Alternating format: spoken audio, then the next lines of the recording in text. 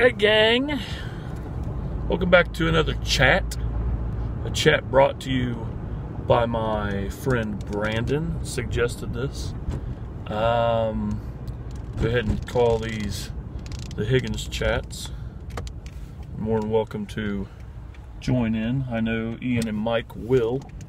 Today I'm going home from work and I am taking you through Kentucky, which is right across the bridge from where I live in Ohio. So if you can see back behind me over here, that is the Bluegrass State. That is Kentucky.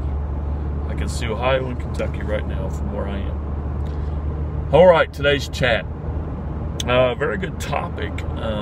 It's about emotions, specifically crying. Are there films that make you cry? Do you cry, not make you cry? Are there certain films that you will cry from? Do you cry? What makes you cry? Myself, I'm not too big of a guy to admit that, yeah, I can tear up real quick in a movie. There are specific instances. I don't want to try to remember a backlog of emotions in film, but one that comes to mind right off the bat is Forrest Gump, which is probably number one on a lot of people's list. But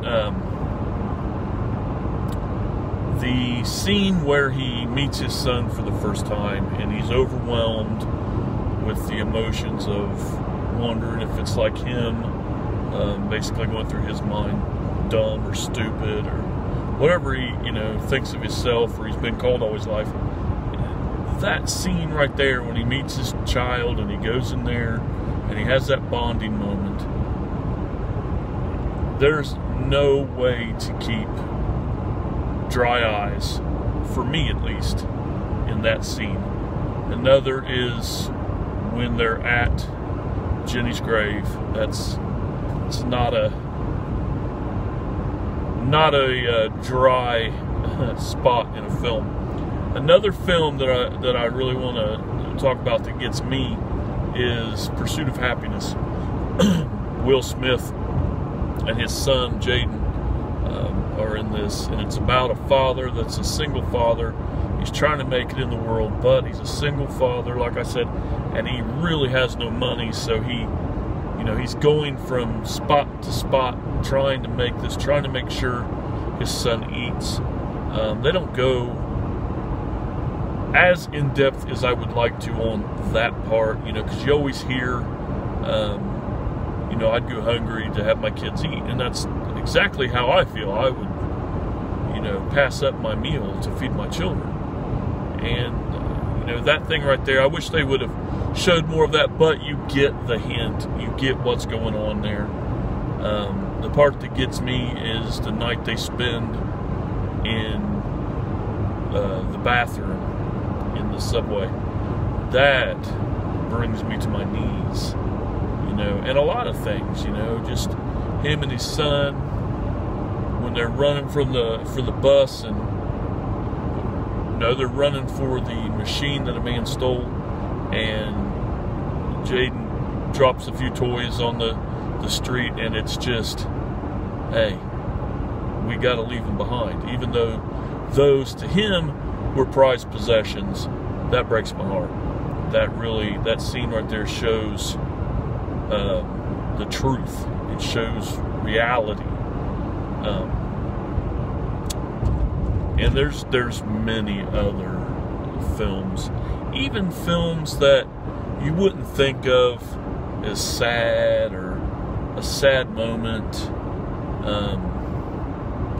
There's some you hear over the years. Marley and Me is one that's high on a lot of people's lists as tearjerkers. The Notebook. Most all of his films. Can't remember what his name is now, the author of the books, but those, and I'm not too proud to say that I enjoy those films. I enjoy it for the story wise. The Notebook is a terrible movie to watch and try to keep your composure. You know, it's sad. I don't think of them as, you know, I don't try to hide it as, you know, this is a girl's film or this is my wife's film. It just happens to be in my room because we have a movie room. No, it's not. My wife's favorite movie is Grease. Okay, she's not a girly girl. She will watch movies like that, but I can't remember what the film was. I just watched it. I watched it at work, and it was so hard to keep composure at work in a prison. You know, I just had to quit watching it and watched it at home. 3 Billboards, that got me. To tell you the truth, and it's kind of silly, but it was an emotional drop to my stomach. I didn't lose any tears or anything over it. But when Han died in Last Jedi or what, Force Awakens or whatever, when Han Solo dies, it was like part of me, like, it was that deep feeling, because he's been such a character that I grew up with, and that's why these things happen.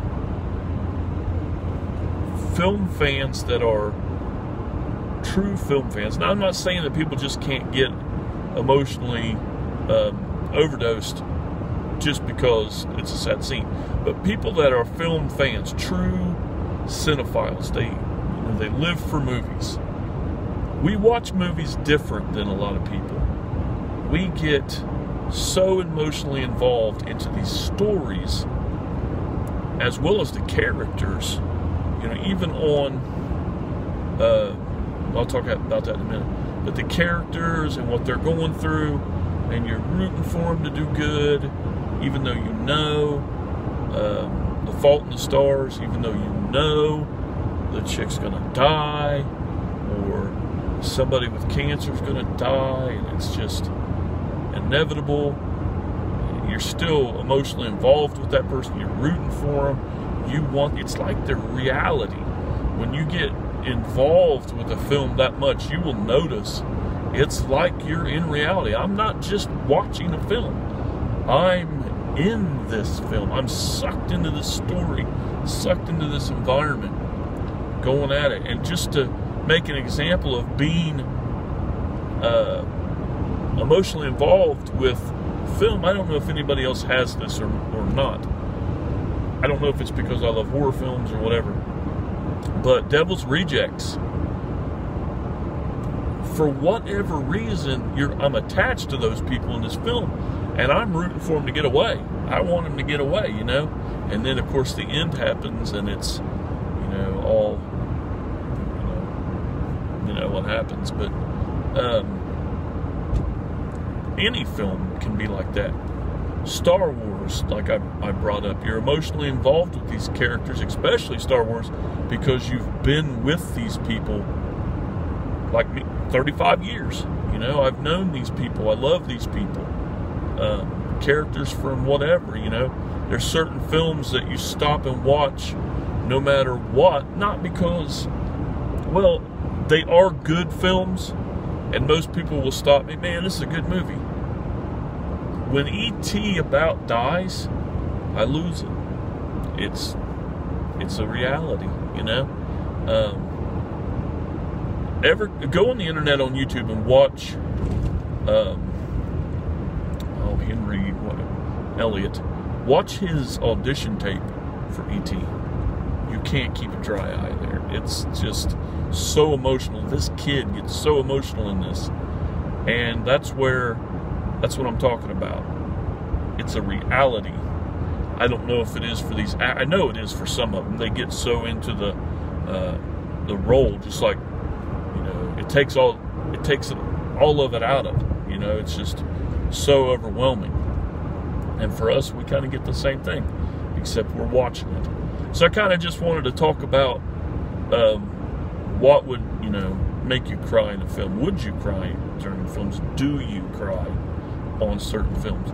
Another spot that gets to me hard is military films, especially where people are going to tell the families that their loved ones are dead.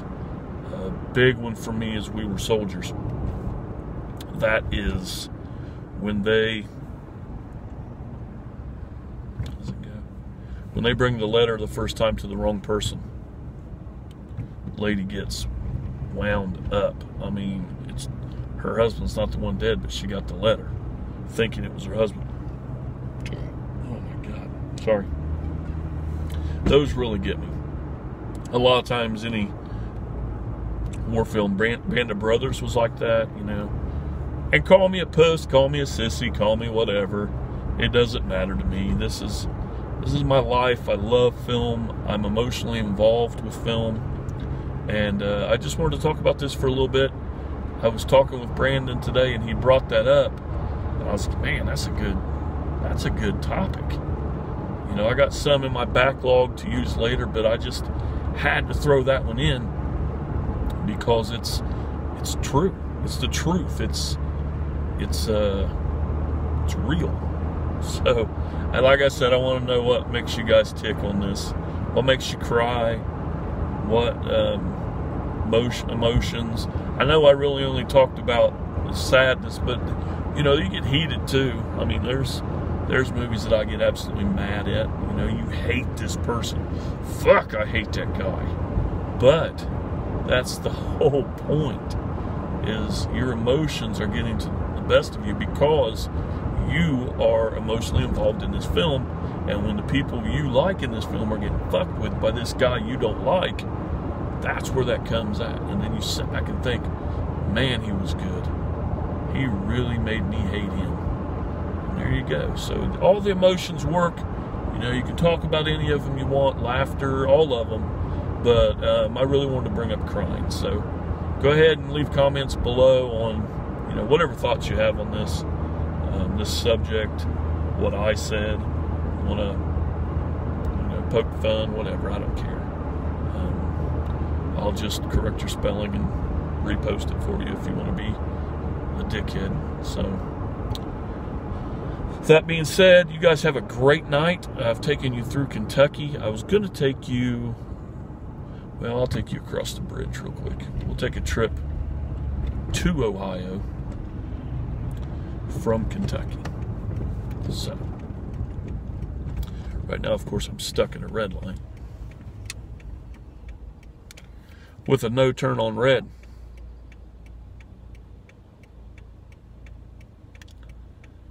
Yeah, I'll actually let you guys down. How about that? All right. Let you guys see this shit. That is the Ohio Bridge. Okay, this is the Ohio River. Right down the middle of that river splits Ohio and Kentucky. There's the other side. Welcome to Ohio. This is my town, Portsmouth, Ohio.